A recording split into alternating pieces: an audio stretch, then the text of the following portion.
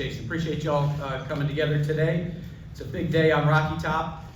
We're excited about our future and understand how important these transitions, these pivots are in the history of a program. I want to thank Kelly Harper, her husband John, and their family for all that they did for our basketball program the last 5 years, and obviously Kelly is a Lady Vol for life and a former student athlete. Obviously, an enormous part of why we're here and why women's basketball and women's sport at large is where it is in this country is because of the legendary Pat Summitt. We understand the enormous responsibility that being a caretaker and a steward of this program has because of all that she accomplished here. And I also want to thank Holly Warlick and all the contributions she made as head coach of our program. This is only the fourth head coach of our women's basketball program we'll be introducing today, which is a rare thing in college athletics these days. So historic program, historic moment, and gives us great excitement about our future.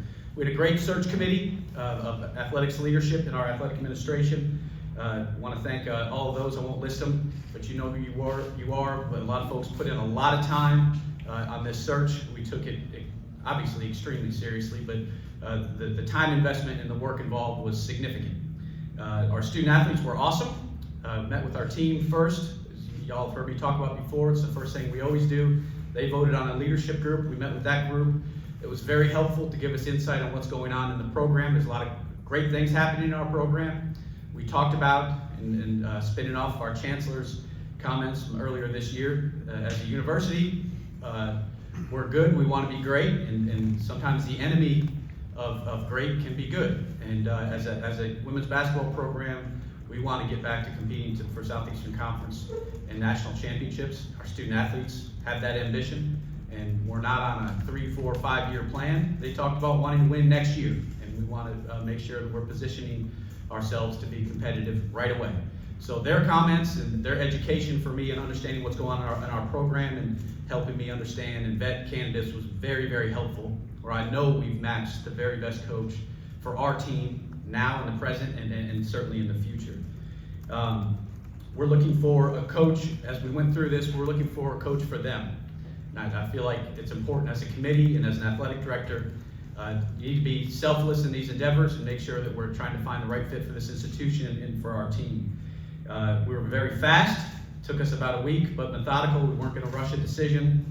We cast a very wide net. We talked to basically anybody you could think of or connected to people who you could think of, candidates at all different levels, all across the country. There was no stone unturned. The prerequisite for this search, and it was something that I was unbending on, is how is this person going to bring us back to the top? We weren't looking for a possible solution that got us back to being maybe more relevant. We wanted someone with an enormous upside and trajectory, and I'll tell you why I think we found that. Different styles of play, we're open to all sorts of ways to approach the game, but obviously we're never going to hire a head coach that lacks integrity, strong character, someone who cares about student athletes, is in coaching for the right reasons. We have that person. We wanted somebody who's competitive and confident. You'll see we have a very competitive new coach, and someone who wasn't afraid of the challenge to restore this legendary program to where we all want it to be. I've talked about this before in introducing coaches. Folks, and a lot of speculation around coaching searches. We like to talk about names. Interviews do matter.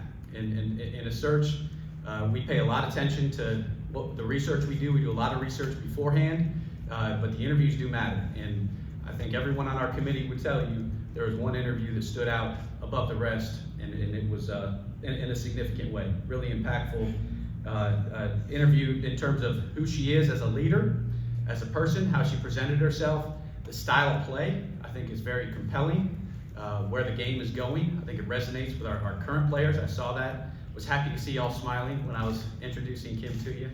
But I think in terms of prospective players in the future, it's a compelling and exciting style of play for fans. I think if you like what you're seeing in Neyland Stadium in terms of the amount of points we score, I think you're going to like what you see on the basketball floor with the offensive and defensive attacking competitive style of play.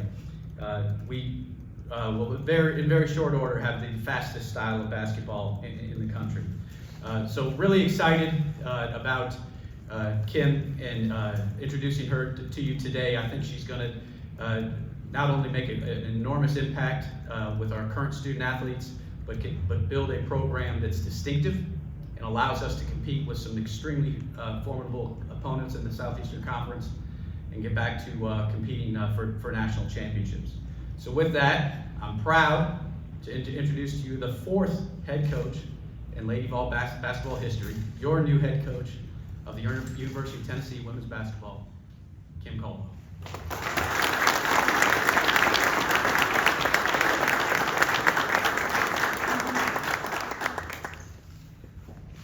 What an incredible honor it is to be the head coach of the Tennessee Lady Vols. Danny White, thank you for believing in me. You have an incredible track record of selecting head coaches, and I appreciate being a part of the list. Chancellor Plowman, thank you for taking time to visit with me and listen to me and everything you do for our program and this university. Marshall and Angie, you guys have been by my side every step of the way. You've made this transition for me seamless, and I already feel like I'm at home because of you two. And all of you guys are great, but did you hear that Peyton Manning text me? I do really feel welcome here, and I appreciate that so much. I'd like to thank Marshall University.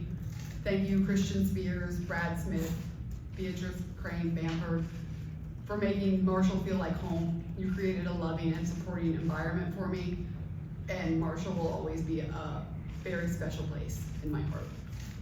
I also need to thank Glenville State University, Jesse Skiles, Ike Morris, Doug Cottrell, and our entire loyal fan base there. You guys gave me my start. You will always be my family, and I love you. I really need to thank every single student athlete at both of those institutions who helped get me here today. I love you. Thank you for helping me live this dream that so many people want to have. It's not always fair that the coach gets the glory and the coach gets the reward for the work that the players have done. From the bottom of my heart, I love you and I appreciate you, and you will always have a place with me. Mom, thank you for coming all this way. Thank you for being my cheerleader. Thank you for being my support system and my best friend. My dad would be so excited. He would be up here trying to take the microphone and probably sing the words to Rocky Top. I would not be here today if it was not for you and Dad. I won the parent lottery, and you're the best team, Mom, and the Lady Vols will soon know that. To my husband, Justin, thank you for being my hype man and humbling me when I need that too. Thank you for giving up a career you were exceptional at so I could chase my dream. Not a day will go by that I don't thank you for that. I can't wait for my 2 older sisters who I've always looked up to see how amazing this place is. They're gonna be so jealous. And when I told my 96-year-old grandma about the transition, her first response was, "Oh, I have a lot of friends in Knoxville, but I think they're all dead." I haven't been here long, and I know I have a lot of history to catch up on.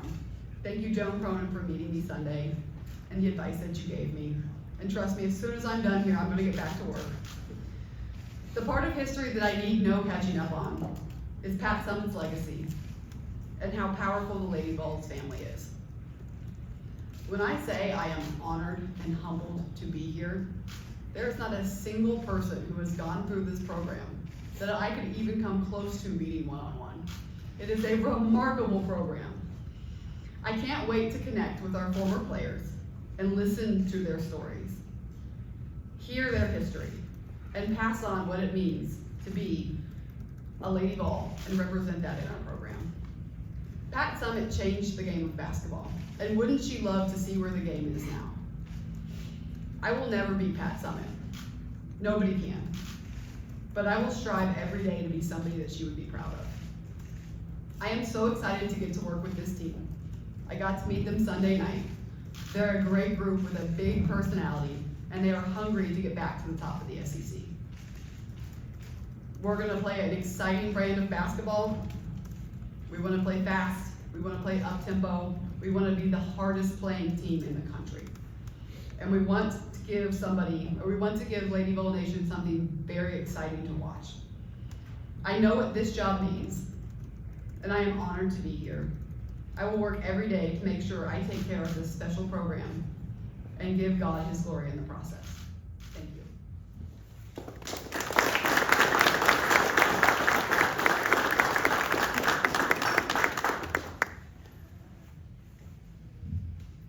This time we'll take a few questions from the media. Just a reminder, raise your hand, we'll pass the mic, and then if you'll state your name and your affiliation. We'll start with Rick Russo. Thank you. Welcome, Coach. Thank you. Rick Russo, WVLT Ball Network affiliate. I would venture to say passion had something to do with it, but what drove you initially to the coaching profession, and talk about the path taken to eventually lead you here to Rocky Top? When I was younger, I loved basketball, and I always wanted to play basketball as long as I could. And I was a 5'10" post player, so I learned pretty quickly in my career that it wasn't going to be there was nothing after college in my future. And so I knew that coaching was the route I needed to take. My dad was my high school coach. He coached us from the time that we were in elementary school all the way up. And I saw his passion. I saw how hard he worked, and I wanted to be exactly like him. And so he's the reason that I got into coaching. And I was able to work with him. He was my assistant at Glenville State the entire time up until he passed away in 2021. And so I learned a lot from him. And he did a great job of teaching me how to be a leader without ever having to say a word. Cora Hall, the Knoxville News Sentinel. You mentioned you are well familiar with the history of this program. Just for you, why do you feel like you're ready to take on that challenge of the expectations of this program? You want to be somewhere where the expectations are high. I've had a lot of opportunities in my career to look at jobs, and I was never interested in a job that did not have high expectations, did not have a loyal fan base, did not have a hungry crowd that wanted to pay attention to what was going on. And so I think that that is something that makes this program incredibly special. And I'm gonna work very, very hard to make sure that we keep it there. Casey in the back. Welcome, Coach Casey, AWAT Sports. Has it clicked totally that you are the head coach of Lady Vols basketball? And if so, what was that moment where it really clicked for you? It hasn't really clicked yet. There are sometimes I have to just remind myself, right? I'm really here. I'm really seeing what I am seeing. It's an incredible opportunity, and I'm so grateful for that. But no, it has not clicked yet, and I will let you know when it does.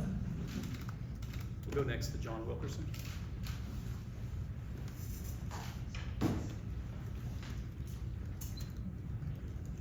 John Wilkerson, B Sports Animal. Welcome, Coach. You just did this a year ago, and I'm curious, what timeline do you have set? What do you prioritize in terms of putting a staff together and just starting to prepare for your first year as the head coach of Lady Vols? Yeah, there's a lot to do. So we need to get a great staff put in place. I need to form relationships with the current players that are here. And then we need to make some additions and get in the portal and start to recruit. And so it's all hands on deck right now. Ryan. Ryan Sylvia, Rivals.com. Just how much does turning around a program last year at Marshall, what does that experience give you this year trying to do it again? It's helpful. It is helpful. It's nothing that I planned. I was planning to be at Marshall for quite some time. This was not something that we planned to do. But it does help the fact that less than a year ago I was doing a press conference, and less than a year ago I was trying to recruit the roster that we had while recruiting another team and put a staff together. And so it's familiar in that sense. Jack Church. Jack Church, the Daily Beacon. Coach, what are your expectations just for this first year? We want to be the hardest playing team in the country. We want to establish our culture. We want to score a lot of points and be an exciting brand of basketball in the SEC. We want to make people proud. We want to really make sure that we get back on top.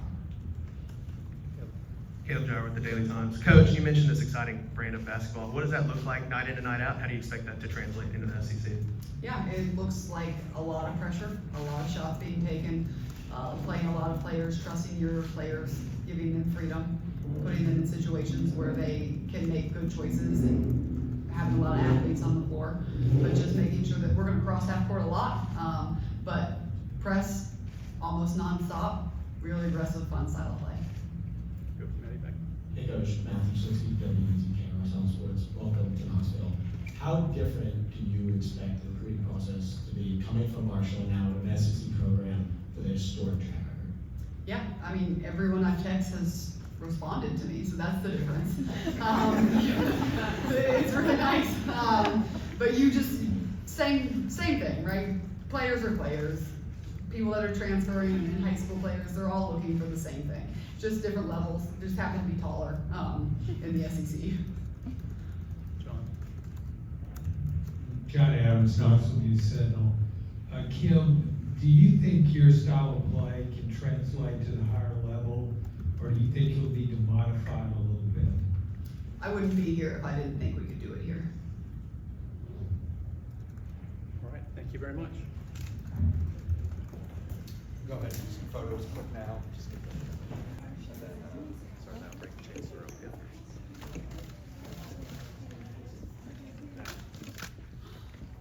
Thank you. The NIL, do you have to sell your coach to them?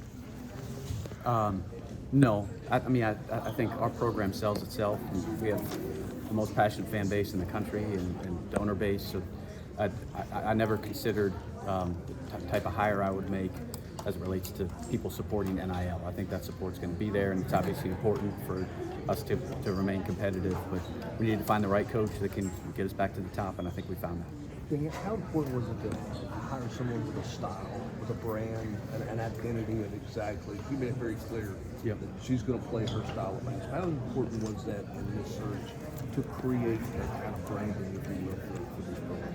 When you talk about our history and looking back, and so then looking forward, what our expectations might be, how are we going to get there? And I think anytime I'm in a coaching search, I'm thinking about what makes us distinctive. And in this instance, I think she makes us distinctive in terms of who she is and how she conducted herself in the interview, and I think she's going to really connect with our players. But her style of play certainly makes us very distinctive, and I think it's where the sport is going. Pace of play, both in men's and women's basketball, is becoming more and more a factor, and I think that she's on the cutting edge, and we talk about leading the way in college sports here at Tennessee, and I think Kim helps us do that. You've mentioned that interview multiple times. What did she say that impressed y'all so much?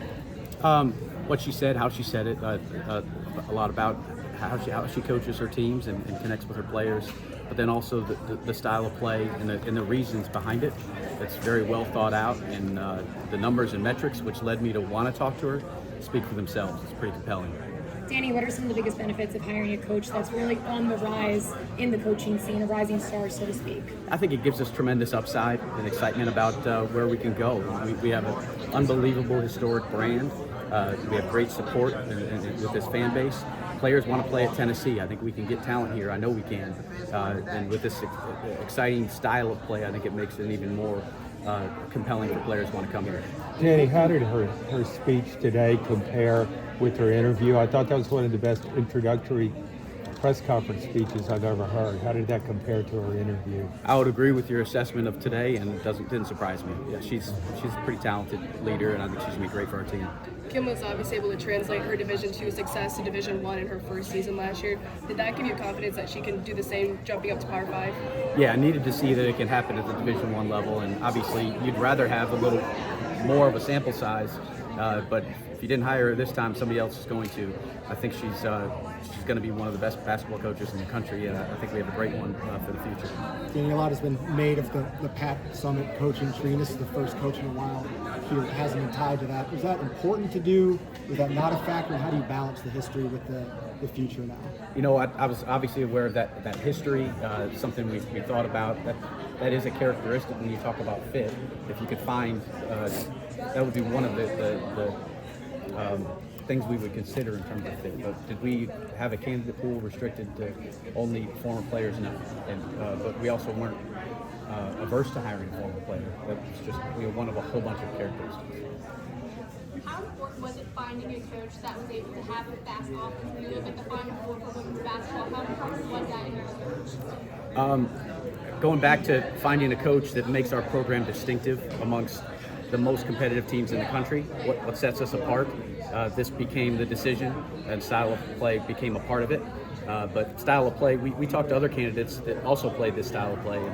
So it was a combination of who Kim is as a leader and a coach, and also the style of play. Dan, why are you comfortable hiring up-and-coming coaches who maybe don't have the longest Power 5 resume? What is it that makes you comfortable with seeing a vision of someone who who doesn't have, is not as long in the tooth, so to speak, at that level? I think it's my job to evaluate deeper than that. You know, coaches become brands of themselves, and sometimes it's because they're a high-level player somewhere, sometimes it's because they've had success at a high-level program, and we can't fall in love with just that brand. It's my job to see a little more deeper into that with the substance and identify people that have the talent and the ability to do something different for us. And what we're talking about doing here, what Pat Summitt did here, is to win national titles and Southeastern Conference titles. So that's like finding a needle in a haystack. So the chances of that person being well known to everybody, probably, I mean, it probably shouldn't be a huge surprise that it's not necessarily this household name. I've had a lot of success identifying people on their way up, and I think Kim's really talented. Take two more. There's a clause in Kim's contract that she wins the national title, she becomes the highest paid coach in the month.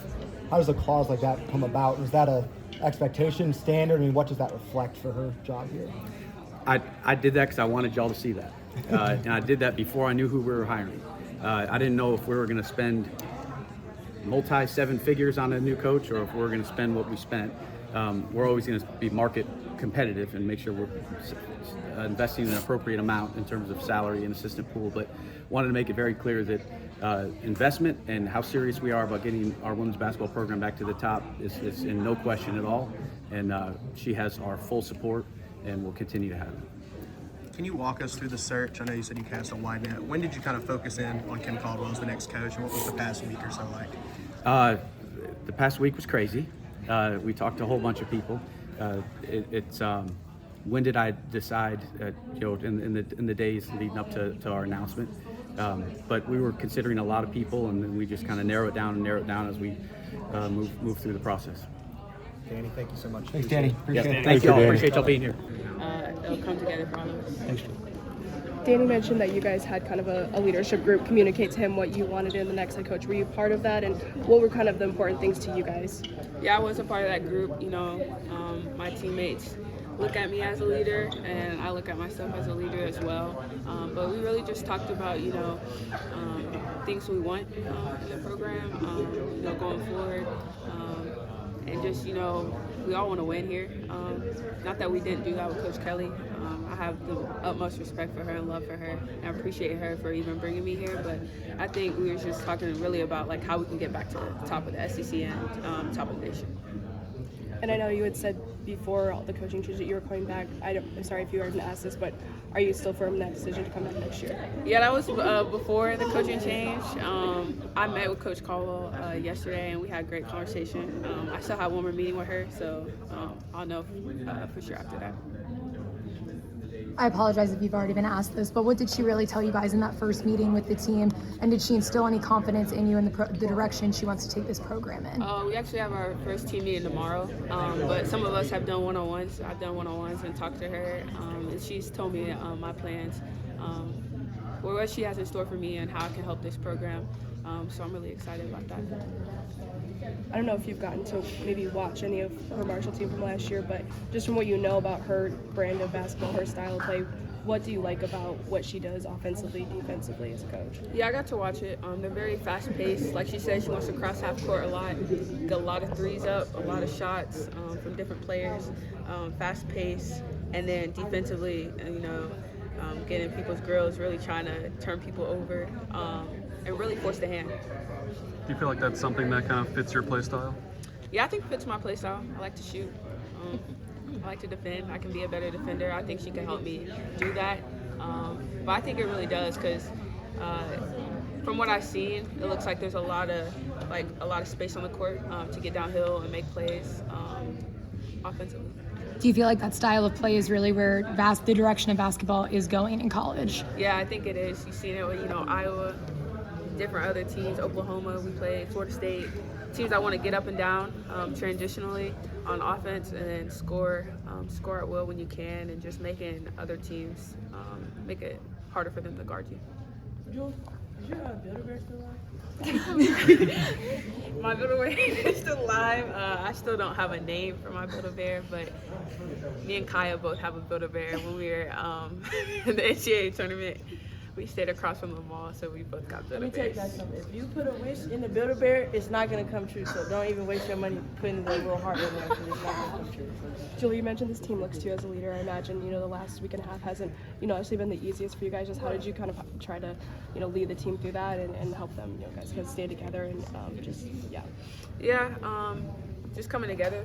We're a really close team, poised team on the court and off the court. We really value relationships within each other and our coaches. So, just sticking together, really just always being there for each other. And, if we have any questions or anything, like me being a leader, just like answering them or giving the young ones or anybody as much comfort as possible. A few more for Jewel. All good? All right.